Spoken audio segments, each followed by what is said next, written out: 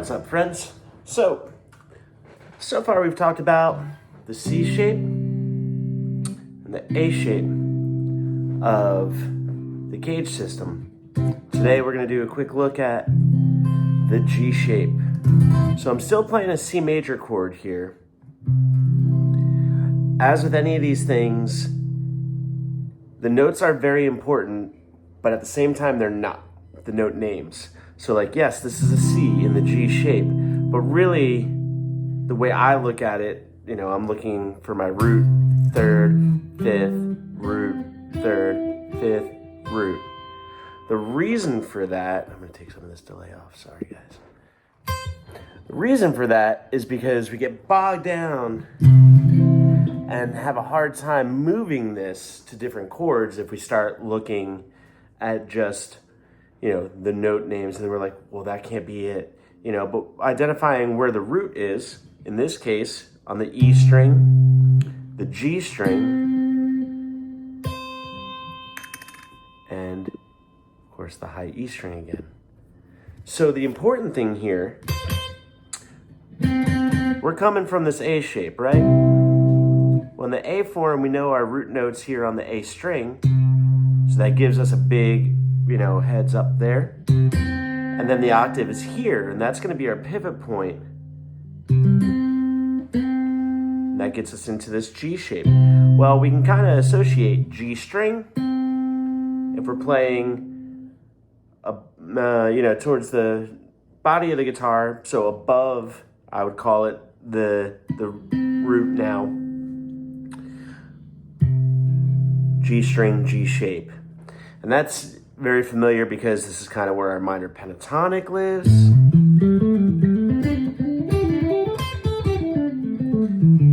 If we call that our root, but it's also the major pentatonic if we play here.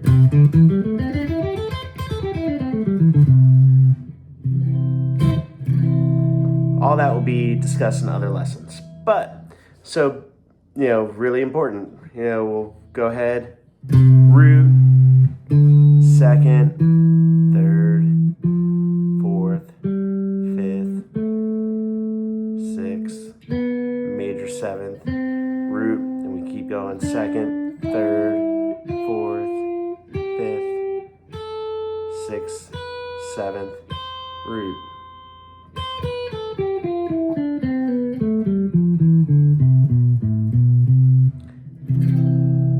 Always knowing where our root note is, that's our pivot point.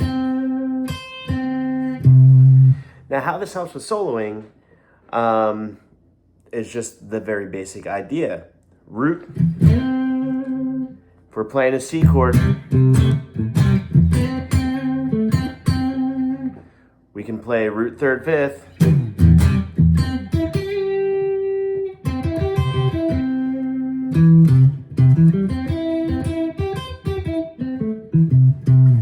keeping rhythm the whole time.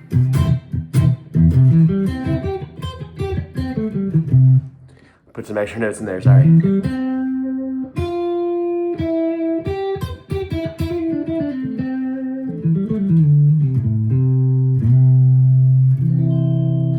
But again, we got to understand how all these intervals work between the strings, understanding that to get that whole step between strings that are tuned to a fourth, basically we go to that adjacent string and go backwards 3 frets.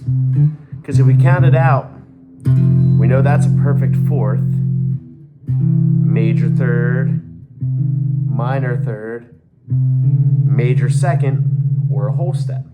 Then a whole step to our major third, half step to our fourth, whole step to our fifth, whole step to our sixth, whole step to our seventh, so we got to jump down here a little bit, half step to our root, whole step as we're used to seeing it, that's our second, third, fourth, whole step to the fifth, whole step to the sixth, step to the 7th, half step to our root. So again, just understanding all the intervals within the scale, understanding the whole step and half step ratio to make the major scale, and then how we get around it. So if we put that B.B. King lick in,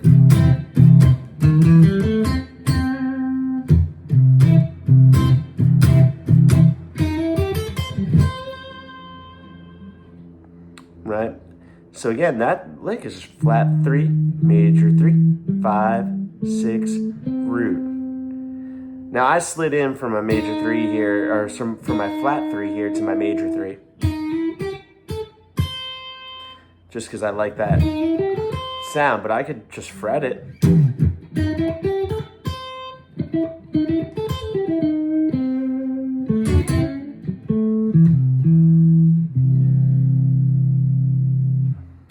So again, identifying your root, identifying your third, identifying your fifth.